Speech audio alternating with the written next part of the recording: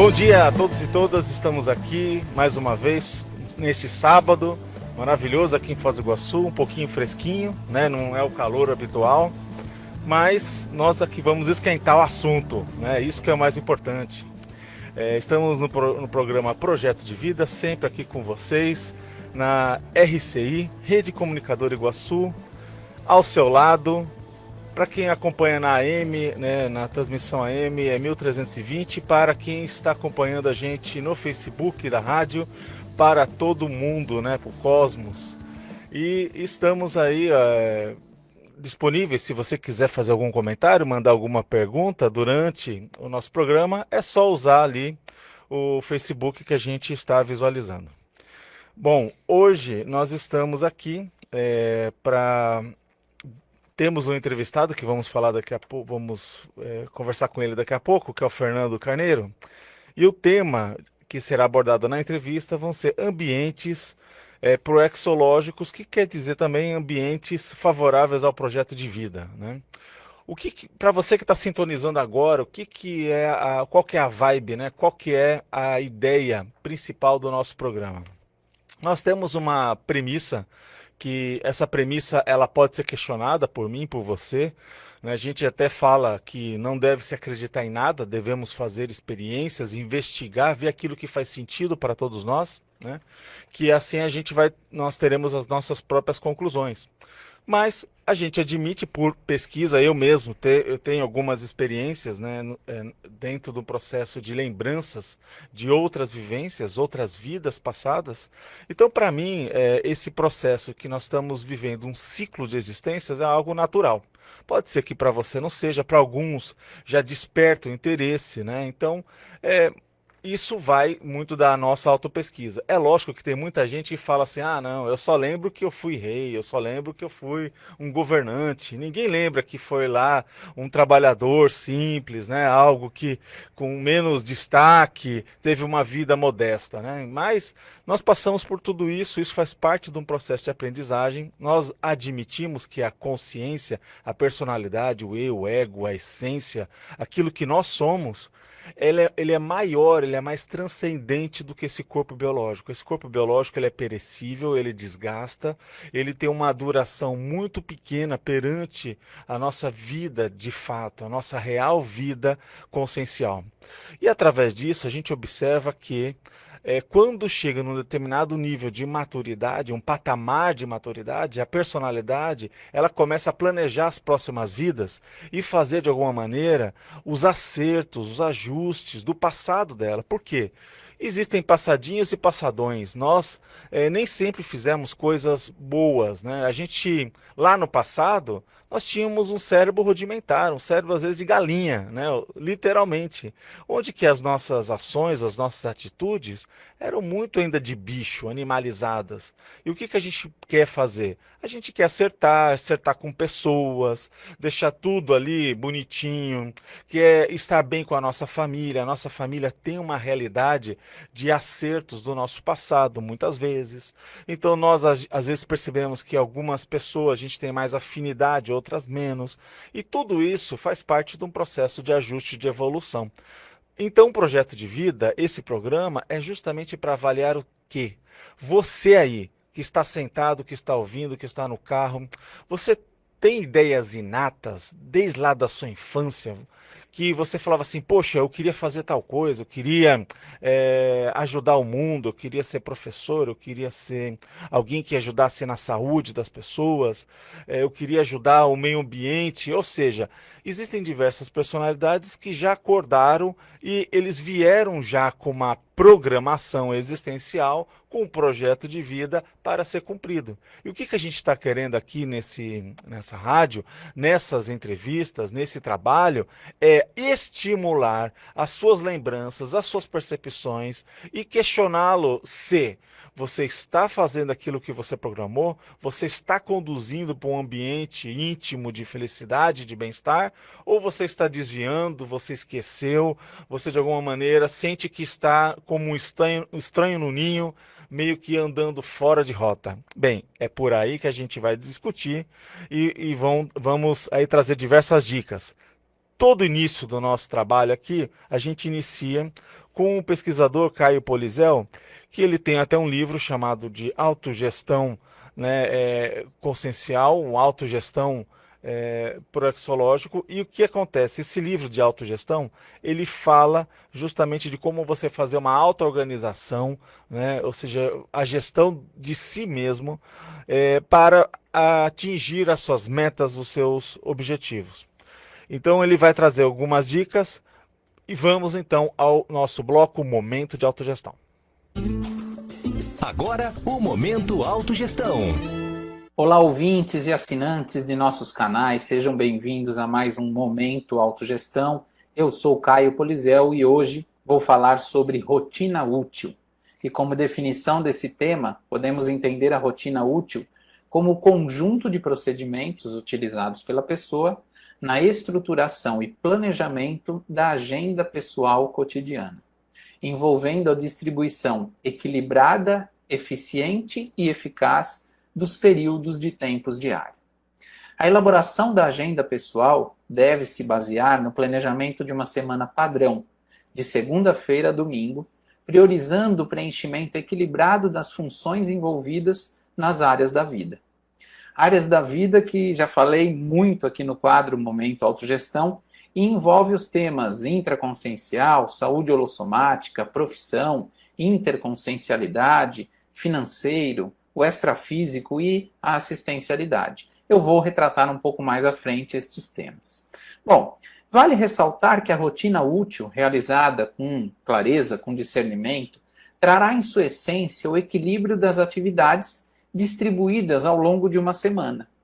Após estruturar a sua agenda, de modo a atender todas as áreas da vida, valorizando o aproveitamento máximo do tempo disponível e das escolhas pessoais, é necessário refletir se suas rotinas úteis são prazerosas e se elas evitam os excessos inúteis. Excessos esses que no dia a dia, atualmente, muitas vezes a gente acaba se perdendo.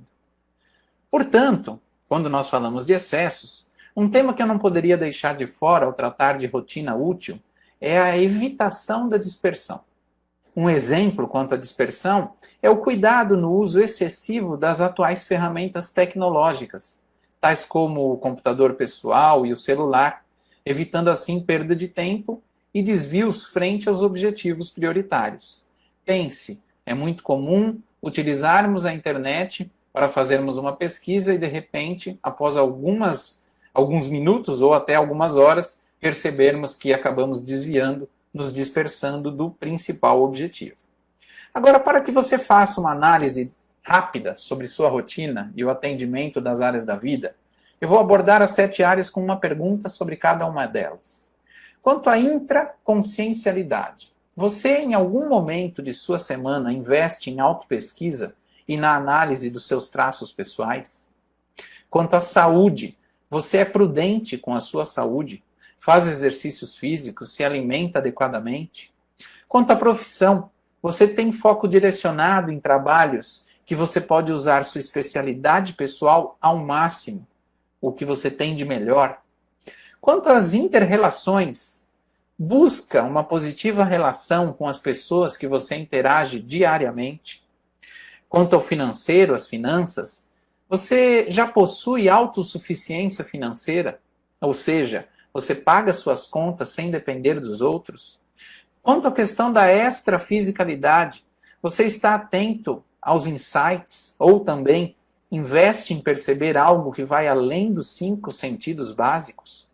E, por fim, quanto à assistencialidade, você atua doando seu tempo para ajudar outras pessoas e aprender com isso? Por exemplo, na função de voluntário em uma instituição? E então, como você avalia a sua rotina útil? Você possui uma agenda semanal organizada? Existe equilíbrio na distribuição das atividades? E, por fim, você coloca em sua agenda diária conteúdos das áreas da vida, destas 7 áreas que eu falei anteriormente? Espero que você tenha aproveitado o conteúdo desta semana. Te vejo no próximo Momento Autogestão e, se quiser mais detalhes sobre os temas abordados, acesse o site www.apexinternacional.org. Um grande abraço e até mais. Você ouviu Momento Autogestão. Bom, gente, vocês gostaram aí da questão das ideias do Caio? Muito bem assertivas, né? Sempre. Agora vamos passar para a entrevista com o Fernando Carneiro, né? Mais rápido intervalo comercial, voltamos já já, fique ligado.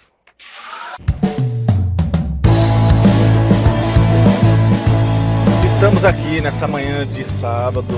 Esteja com a gente, meu nome é André Chataloff. O programa é Projeto de Vida. Estamos na minha, na sua, na nossa RCI. Agora são 10 horas e 18 minutos e vamos começar a falar com o entrevistado Fernando Carneiro. Tudo bem, Fernando? Como que vai? Tudo bom, bom dia. Tô bem. Bom dia. Vamos apresentar aqui o Fernando, né? O professor Fernando, Fernando Carneiro Pires, ele é natural de São Paulo, da cidade de São Paulo. Ele reside hoje em Foz do Iguaçu, aqui, né, conosco. Ele é graduado em Arquitetura e Urbanismo, está fazendo, né, mestrado em Políticas Públicas e Desenvolvimento. Ele é técnico em edificações, voluntário aqui da Consciologia desde 2013, atuando aqui no Centro de Altos Estudos da Consciologia, que é o CAEC. Muitos aí de vocês já devem ter ouvido falar, que é um lugar, assim, é um polo de pesquisa bem interessante. Muitas escolas fazem visitas. A gente tem uma grande biblioteca ali que é denominada, né, como holoteca, porque holoteca é a coleção de diversas coisas. Biblioteca é coleção de livros. Então, existem lá muitas coleções além das coleções de livros. Exemplo, coleções de conchas, né, que o pessoal chama de malacoteca. Tem coleções de gibis, a gibiteca. Então, tem diversas coleções. Então, por isso, muitas escolas se organizam e fazem visitas lá com seus professores, acompanham e entendem, né, e vão utilizar ali a curiosidade, né, positiva para conhecer, e conhecimento é alimento, né? É alimento aí da alma, vamos dizer assim. E o que que acontece? Ele é voluntário de lá, fez alguns verbetes, né? Que existe um trabalho ali no CAEC que tem um estudo, né, de uma montagem de uma enciclopédia, que ela é dinâmica. Todo dia ao ar. Se você entrar no site Tertúlia Conscienciológica, você usar essa palavra-chave, você vai acessar. E ele propôs e defendeu 2 verbetes, que é o jovem reciclante e a autossuperação da agressividade. Também interessante, ele continua fazendo sempre pesquisa e vai trazer para a gente hoje o tema ambientes proexológicos, que tem a ver também com ambientes favoráveis ao projeto de vida. Fernando, então seja muito bem-vindo, né, aqui. E a gente gostaria de saber o que que motivou você a estudar esse tema, né? Ambientes proexológicos, quer dizer, afinizado com o projeto de vida. Sim, então, eu estava lembrando, assim, né, retomando um pouco das ideias de onde eu cheguei nesses assuntos, e eu lembrei que foi justamente ali por 2013, eu fiz um curso Balanço Existencial, que era o curso da Apex, né, mas eu morava em Florianópolis e estava fazendo o curso Assistenciologia lá, que é um curso do IPC. E durante esse curso teve uma aula que era sobre ProEx, né, sobre o projeto de vida, e teve um momento de reflexão. E aí, nesse espaço ali, eu refleti que eu tinha bastante interesse pela questão da educação, num processo evolutivo, mas que a minha atuação geralmente estava relacionada a ambientes. Então, eu consegui fazer uma frase meio simples, assim, da minha ProEx, Uhum. seria educação evolutiva através de ambientes saudáveis. Porque nessa questão ambiental também eu sempre vinculava a como os ambientes serem mais saudáveis. E aí eu fui começando a fazer sempre essa relação o meu foco de interesse acaba sempre sendo mais a educação, né? A relação entre as pessoas, a relação consciencial, assim, de evolução. Mas como que a minha atuação ela era mais direta sempre aos ambientes, a qualificação dos ambientes. E aí chega nessa ideia de ambientes proexológicos como que o ambiente, né, ele pode também ajudar a realização dos projetos de vida, né, pessoal e coletivos também. Perfeito. E é interessante, né, Fernando, que a gente sempre escuta falar, né? Às vezes os pais falam muito para os jovens, principalmente os adolescentes. Fulano, organiza o seu quarto. Fulano, organiza o ambiente. Fulano, deixa arrumado, arruma a cama. Porque eles acabam, muitas vezes, os pais falando: poxa, se você quer ter um nível de organização íntima, interna, mental, não tem como você ser desorganizado fora. Né? Ou seja, nós somos uma consciência que ela mexe com diversas áreas ao mesmo tempo, mas não tem como externamente eu estar bagunçado e internamente eu estar organizado. Pelo menos dá uma percepção que é por aí, não é, Fernando? Você acha que faz sentido essa ideia de organizar o Sim, ambiente para me organizar? sim, o ambiente ele acaba sendo o lugar assim onde a gente se manifesta, né? É meio que o meio por onde a consciência consegue manifestar. Então, é uma relação totalmente, assim, perceptível, né? E uma coisa reflete a outra, né? Então, um ambiente saudável, que, assim, um grupo de pessoas consegue construir um ambiente saudável, quando a pessoa entra nesse ambiente, participa desse ambiente e não está tão bem, a influência do ambiente vai ajudar ela a se organizar.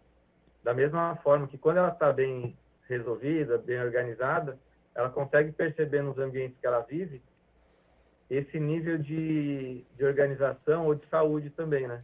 Da mesma forma que a desorganização acaba indicando que tem questões internas para serem trabalhadas e acaba sendo uma forma de comunicação, né? Da nossa realidade intraconsciencial, assim, da nossa manifestação, com a nossa realidade que é percebida nos outros também, né? Porque muitas vezes a gente tem uma percepção nossa e os outros têm uma outra. Então, o ambiente ele também é um ponto dessa comunicação entre como eu me percebo e como que os outros conseguem, de fato, me perceber, né? Então, o ambiente ele também tem esse papel de comunicação, assim. Agora, eu queria assim só saber de você. Eu sei que parece que não tem nada a ver, mas às vezes pode ter a ver. Que existe algo popular, né, até mesmo ali na Ásia, a ideia do Feng Shui, né, é muito conhecido, e esse termo tem a ver com origem chinesa, que é uma tradução literal de vento e água. E a sua pronúncia correta, né, vem do mandarim, né, e é utilizado em muitos países da Ásia, principalmente Japão, Coreia, Vietnã. A gente vê que nessa filosofia, que é uma filosofia muito taoísta, né, que eles colocam, ele tem como objetivo organizar os espaços a fim de atrair as influências positivas da natureza. Você vê que o teu trabalho, essa tua ideia, tem a ver com esse passado, ou você já mexeu com isso, ou o que você poderia diferenciar dessa ideia? Né, porque o pessoal na Ásia leva muito a sério. A gente pode assim que no Oriente não assim não valorize, não acredite em alguns parâmetros que eles usam, mas lá o pessoal até arquitetura, né? Você que é arquiteto, você sabe que o pessoal até muda a arquitetura em certas coisas para atender algumas premissas desse tipo de pesquisa, né? Desse tipo de trabalho.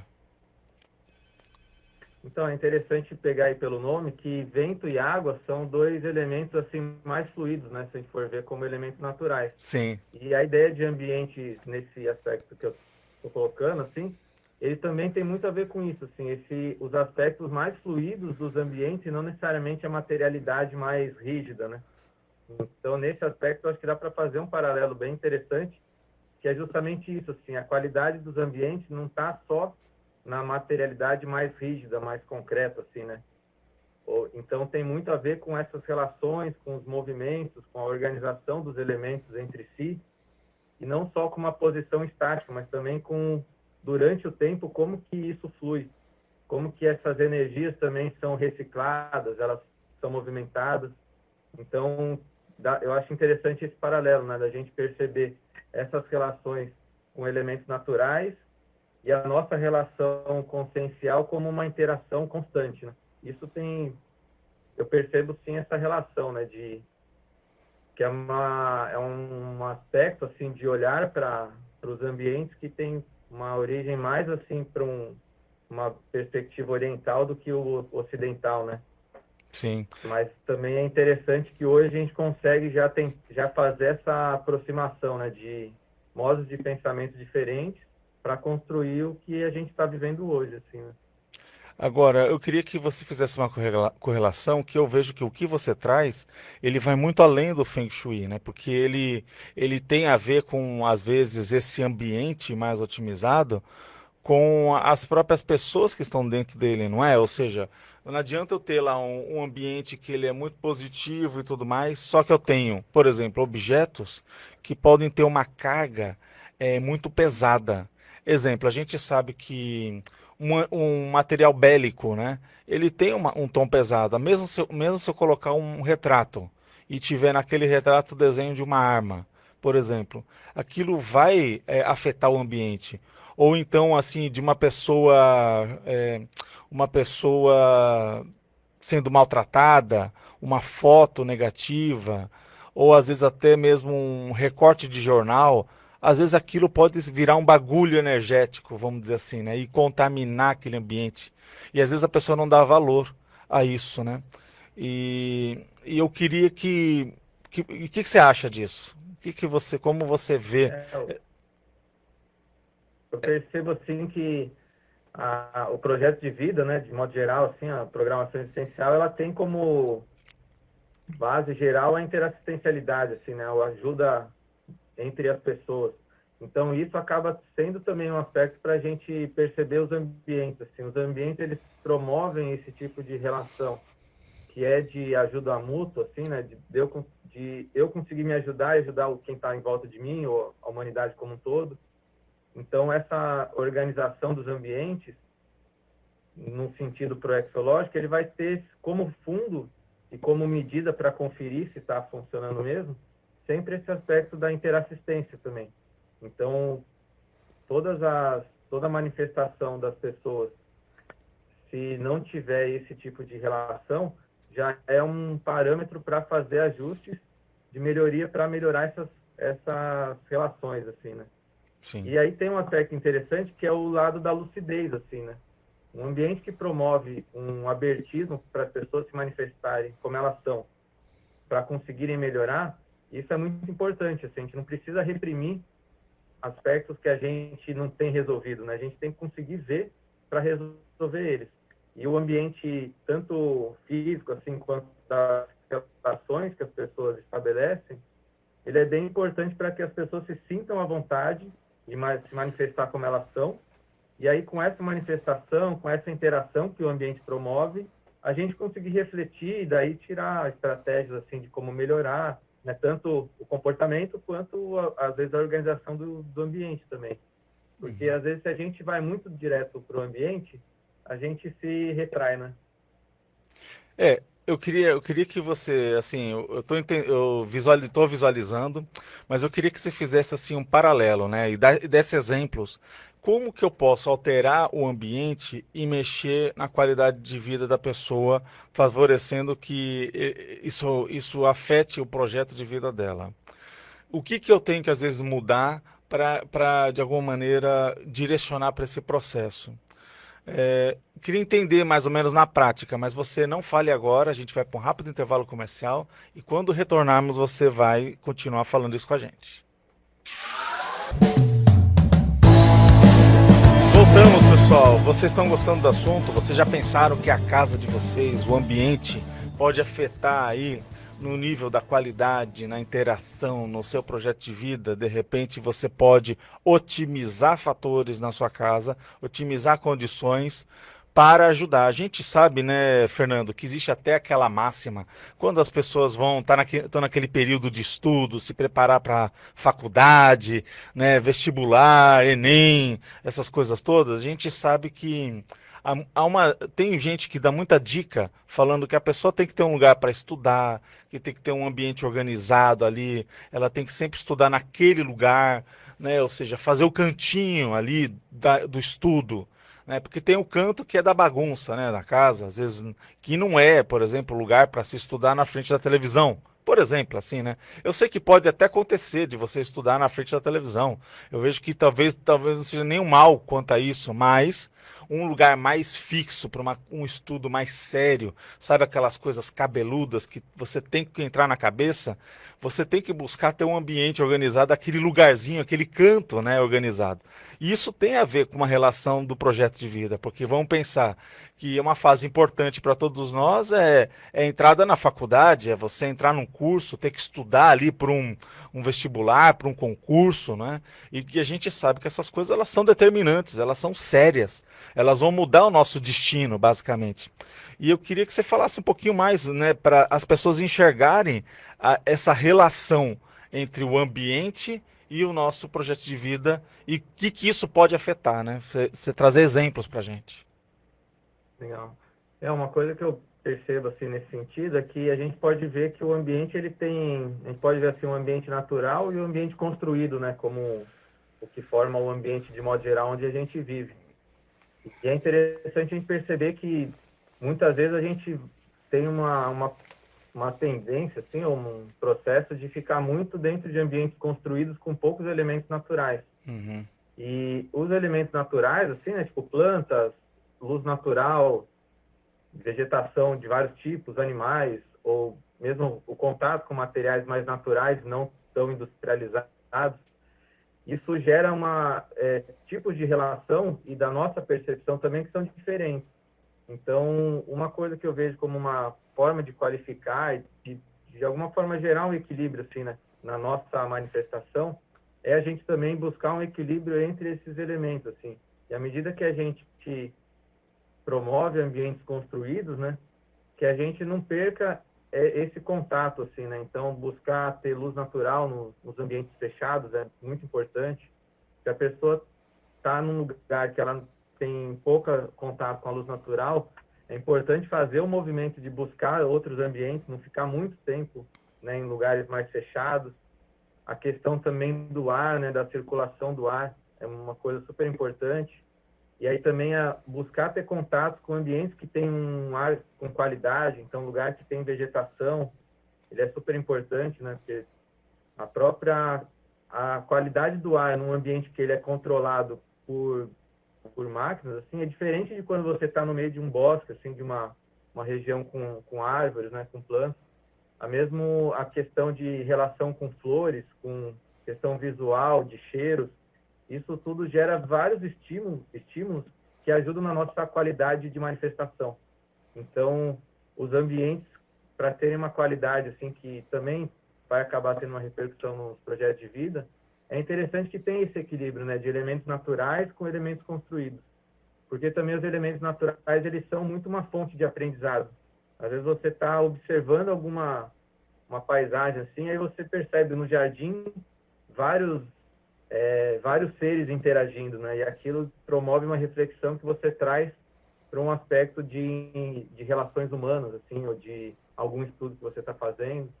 Então, esse equilíbrio promove meio que desafoga um pouco, assim, às vezes um excesso, né, de tensão que a gente fica no dia a dia e ajuda a gente refletir, ter ideias novas, captar, né, ideias que estão às vezes próximas de nós e a gente tem que às vezes a gente tem que relaxar para a ideia entrar, né? E aí então esse equilíbrio de ambientes naturais construídos ajuda esse processo de manifestação. Mas eu queria assim, uma opinião sua no seguinte sentido, né? Eu vi que você falou da interação de elementos orgânicos, né, naturais, até no nosso dia a dia, para a gente não ter assim uma vida muito concreta, não é isso? Ou seja, de ali um ambiente muito frio, muito assim antinatural, né? Artificial. E uma das coisas que você trouxe é a questão da relação com outras espécies, né? Até com relação a vegetais, às vezes até animais também, dentro da relação do ambiente, que isso também, né, a gente interfere. A gente sabe que uma casa que tem um animalzinho ali né, um pet, ele é alterado positivamente, e a gente tem que adaptar o ambiente ao pet também, né? E ele também afeta o ambiente, né? Ele muitas vezes destrói o o ambiente. E o que eu queria que você falasse é o seguinte: a gente sabe que tem plantas, por exemplo, que é importante a pessoa de casa saber, tem plantas que são venenosas e que não pode está ao alcance de crianças, né? Pôr na boca, assim, tem planta venenosa. E a gente, às vezes a pessoa tem em casa e aquilo não é bom ela ter. E outra coisa, por exemplo, saber questão que às vezes essas plantas elas podem ser até fazer mal para os animais, porque se eles morderem ali, pode ter plantas que façam mal. E tem plantas que não devem entrar dentro de casa. Por exemplo, a gente ouviu falar que a samambaia ela é muito bonita, mas ela tem ali uns pólens, né? Em que aquilo lá já se identificou que pode ser cancerígeno. Ou seja, tem que ter cuidados de evitar plantas assim no quarto. Algumas situações a pessoa deve evitar também, né? Tipo, não cair num outro extremo, não é? E de alguma maneira trazer tudo para casa, né? E sem nenhum critério. Acho que você, quando você está falando isso do ambiente, dessas interações, você está olhando que tem que se tomar um cuidado, não é? Sim, um aspecto interessante é esse, que quando a gente tem esse movimento, né, de buscar fazer isso, e aí começa a entrar nessas questões de escolhas, a gente entra num aspecto que é dos ambientes naturais, assim, que é a biodiversidade, né? Uhum. E quando a gente pensa também num projeto de vida, é importante a gente perceber isso, assim, a nossa programação de vida, assim, envolve interagir com muitas consciências, né? E essa interação vai envolver uma diversidade enorme de desafios e de contatos de pessoas diferentes. Então, é bastante essa relação, né? A gente vai escolher uma planta, aí você vai ver assim, a gente chama de planta. Aí vai ver, tem milhões de espécies, aí você vai pensar em qual que é, com qual aspecto que você quer. É mais pelo visual, é mais pelo cheiro, é mais para comer. Você vai colocar espécies que servem para mais de uma coisa ao mesmo tempo. Você vai deixar de escolher espécies que têm algum problema, mas não quer dizer que ela não pode ser usada em outro lugar. Não. Uma espécie, por exemplo, que tem espinho, não é legal de ter próximo de criança pequena que pode se machucar.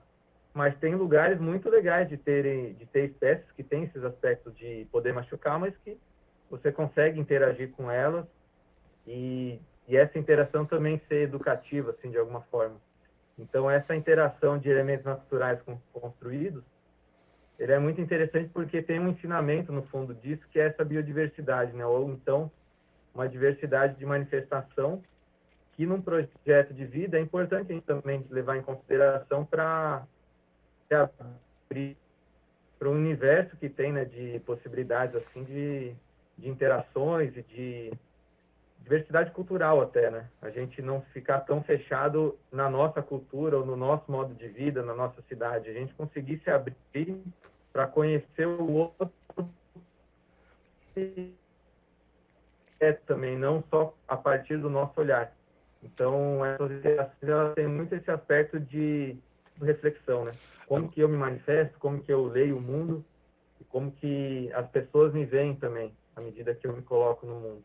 Agora, eu queria ver contigo. Eu percebo que os ambientes, eles têm esse aspecto, né, educativo, assim. Por exemplo, a gente sabe que nós estamos numa região que tem muita dengue, né? Ou seja, o Paraná, o Brasil, ele tem essa infestado de dengue. E eu sei que tem plantas que elas repelem os mosquitos, né? Parece que até a citronela, né? Ou seja, que tem assim, parece que 155 tipos de espécie de citronelas assim no Brasil, parece, e na América como um todo. Parece que até na África, na Ásia, tem essa citronela. E é um tipo, né? Ou seja, há de se pesquisar sobre essas coisas também, não é, Fernando? Porque às vezes você está lá gastando com inseticida e você pode ter alguma forma mais natural de interagir com uma defesa do seu ambiente também, não é? Sim, e é interessante isso que, por exemplo, a citronela, né? Ela tem o aspecto de ser um repelente natural. E aí você vai ver, assim, ela tem também, quando você tem né, a planta, assim, da citronela, ela tem um aspecto paisagístico também que você pode incluir no seu ambiente doméstico ali, que não é só a função de pegar do cheiro, né, do extrato da planta para fazer um repelente. Então, Ou quando seja, você olhar o também ser tem vivo que está ali, aí você está chamando a atenção, né? E vai envolver várias interações. Vai envolver essa interação visual, vai ter uma interação espacial de arrumar um espaço para ela viver ali. vão ter animais que vão, insetos, né, vão ter princípios conscienciais, assim, vão ter interações de vida naquele ambiente. E a nossa também, quando a gente passa, pega um pedacinho da folha e sente o cheiro, a gente não está, às vezes, não é um processo de repelir o inseto, né, mas é uma coisa que deixa a gente feliz. E essas coisas simples do dia a dia são bem importantes também. E, ao mesmo tempo, tem todo esse aspecto. Você pode, numa coisa simples que você tem plantado próximo de casa, né, pode ser até num vaso, não precisa nem ser quintal, você pode fazer um processo de produção de um óleo, né, de extração do óleo essencial e fazer um repelente natural, sem ter que comprar e ficar... Enfim, né, essa interação de transformação dos elementos ele também é importante no sentido da gente se sentir útil, assim, né, capaz de fazer as coisas. Sim.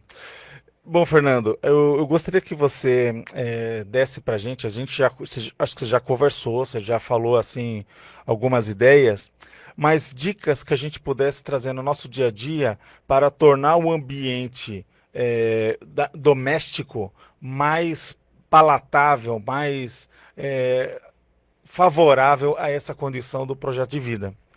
Mas essas dicas você vai dar daqui a pouquinho, vamos para um rápido intervalo comercial e já voltamos.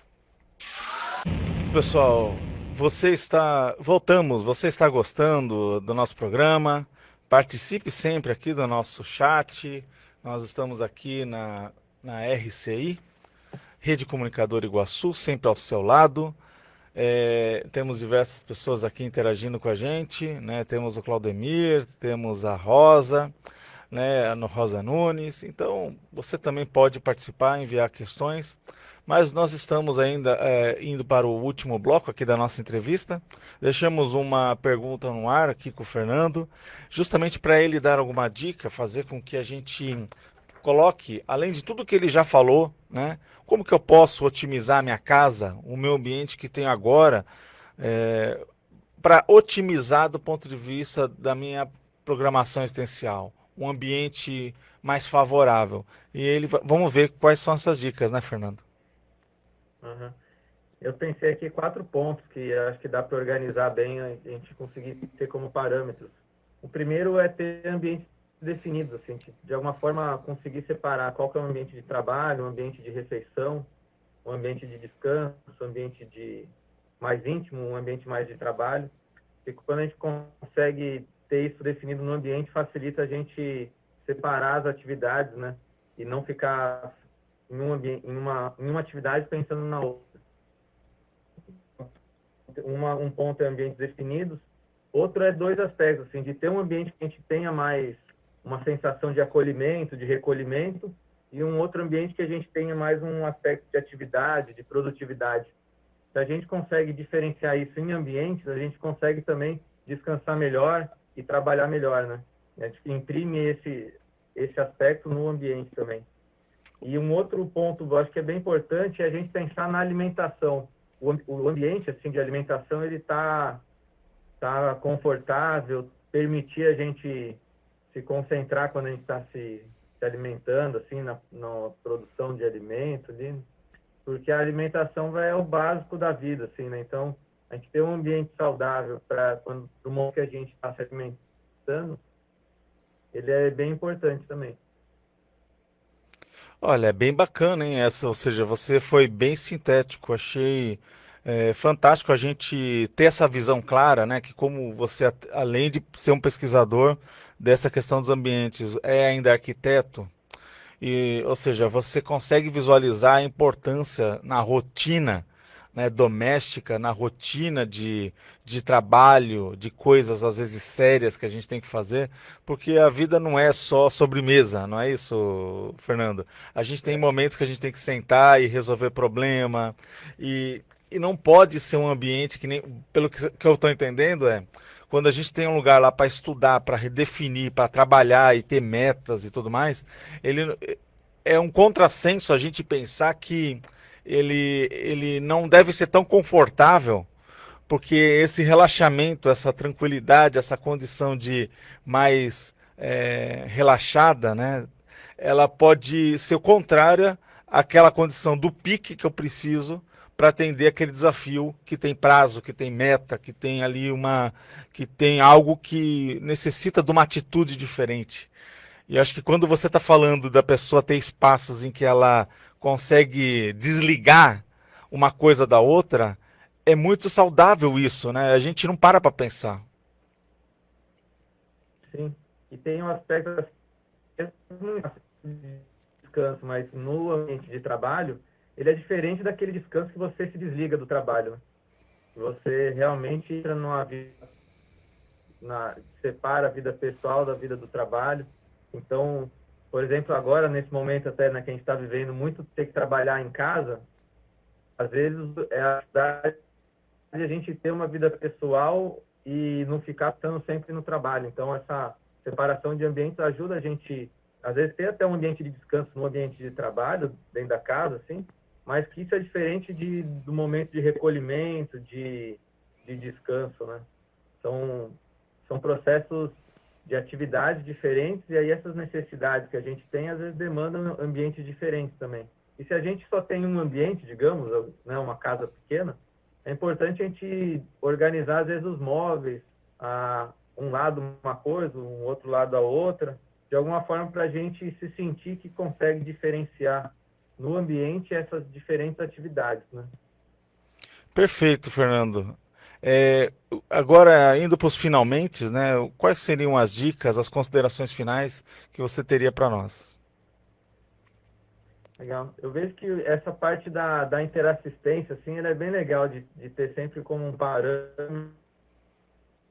E, e eu percebo muito, para mim, assim, aonde que eu posso, e aí essa ideia, né, de ambiente, é um pouco assim, aonde que eu posso ser mais útil, onde que eu posso fazer o que eu preciso fazer, ou o que eu sinto vontade de fazer, e aonde que eu consigo manifestar também.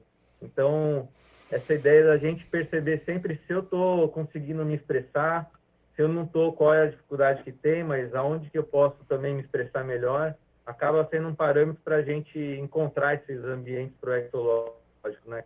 Que a gente consiga se manifestar e consiga interagir de uma forma saudável. Muito bom, olha, Fernando, agradecemos a sua participação, né, as suas ideias aqui que foram muito ricas, né, para a reflexão do nosso dia a dia, olhar muito a questão do nosso espaço, do nosso ambiente, e sinta-se convidado aí para um outro programa mais à frente, você voltar e trazer outros temas tão bons quanto esse para a gente estar discutindo aqui. Legal, obrigado pela oportunidade, né? O espaço aí da entrevista, bem interessante mesmo. Valeu pelo convite. Tá bom, obrigado, Fernando. Então vamos dando sequência. Agora, seguindo o nosso programa, a gente tem sempre o momento que nós trazemos reflexão do ponto de vista como que as pessoas estão fazendo, realizando a sua programação existencial, o seu projeto de vida. Chegou a hora que temos o bloco Proexis no Mundo. É uma forma de sabermos o que as pessoas estão fazendo no seu dia a dia. Vamos a essa dica. Bem-vindos ao Proexis no Mundo. Olá, meu nome é Wildenilson Signorini. Eu sou voluntário e docente da Apex, a instituição vinculada às atividades da Conscienciologia. Atualmente eu tenho 48 anos, eu sou também administrador e matemático, tenho mestrado na área de educação à distância. Inclusive eu trabalho com consultoria em universidades. Agora, dentro do voluntariado, eu comecei em 94, em Londrina, no Paraná, onde ali eu me tornei professor, né, de Conscienciologia, e depois, em 95, eu mudei para Foz do Iguaçu, justamente para trabalhar ali na concepção inicial e na construção do campus CAEC em Foz do Iguaçu. Fiquei em Foz até início de 2000, aí em 2001 ali até 2003 eu fiquei morando no Espírito Santo, onde eu trabalhei ali com também um outro campus, um segundo campus da Conscienciologia de pesquisa, que é o campus da Aracê, onde a gente também atuei ali na parte da infraestrutura, na concepção inicial, no todo o desenho do campus da Aracê. e também na docência da Consciologia daí no Espírito Santo e fazendo itinerância em outros estados ali no Brasil. Tá?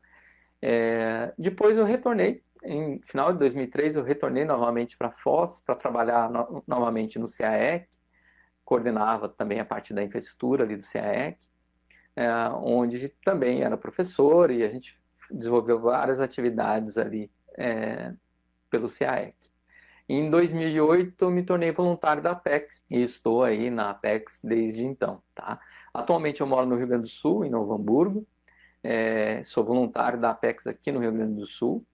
Também sou professor EPICOM, né, da Consciologia, ou seja, a gente trabalha com atividades parapsíquicas, né, um pouco mais aprofundadas.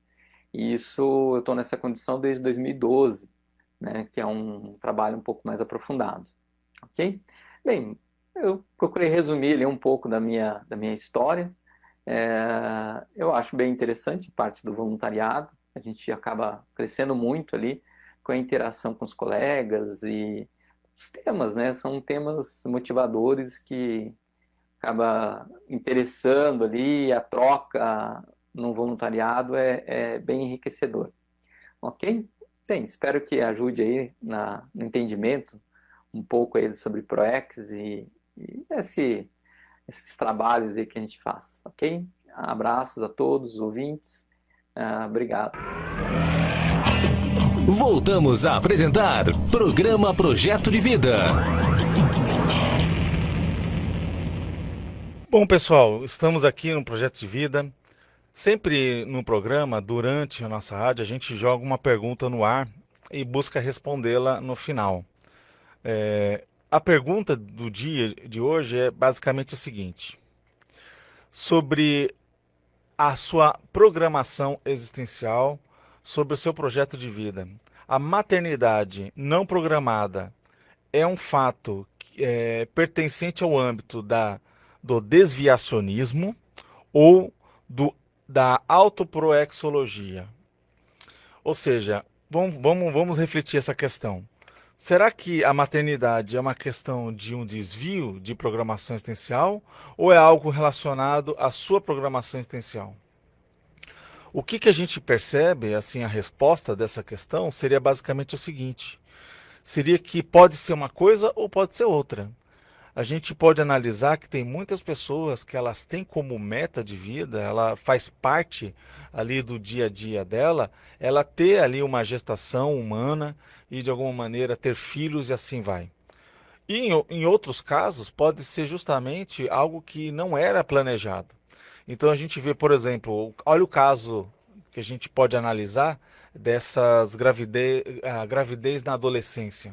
É algo que até o corpo humano não está tão preparado, não é verdade?